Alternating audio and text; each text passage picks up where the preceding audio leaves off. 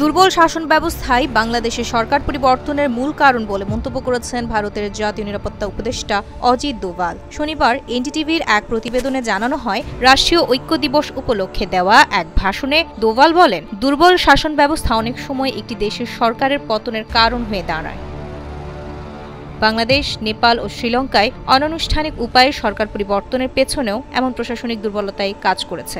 সেই প্রতিবেদনে তিনি আরও বলেন, রাষ্ট্রের শক্তি নিহিত কার্যকর শাসন ব্যবস্থায় যা জনগণের আস্থা ও অংশগ্রহণ নিশ্চিত করে। আজকের প্রশাসনের সবচেয়ে বড় চ্যালেঞ্জ হলো সাধারণ মানুষকে সন্তুষ্ট রাখা, কারণ তারা এখন অনেক বেশি সচেতন ও প্রত্যাশাপূর্ণ।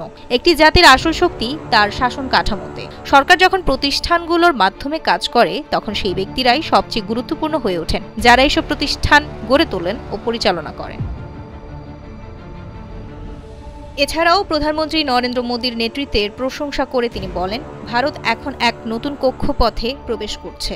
নতুন শাসন মডেল, সমাজ কাঠামো ও বৈশ্বিক অবস্থানে দুর্নীতি দমনে সরকার যে প্রাতিষ্ঠানিক পরিবর্তন এনেছে তা ইতিবাচক প্রভাব ফেলছে। ভালো শাসনের মূল উপাদান হিসেবে দোভাল নারীর সুরক্ষা, সমতা ও ক্ষমতায়নকে গুরুত্বপূর্ণ বলে উল্লেখ করেন। তিনি প্রযুক্তি নির্ভর স্বচ্ছতা ও জবাবদিহি বাড়ানোর আহ্বান জানিয়ে বলেন, প্রযুক্তি যেমন জনসেবার দক্ষতা বাড়ায়, তেমনি সাইবার হুমকি থেকেও আমাদের সজাগ থাকতে হবে।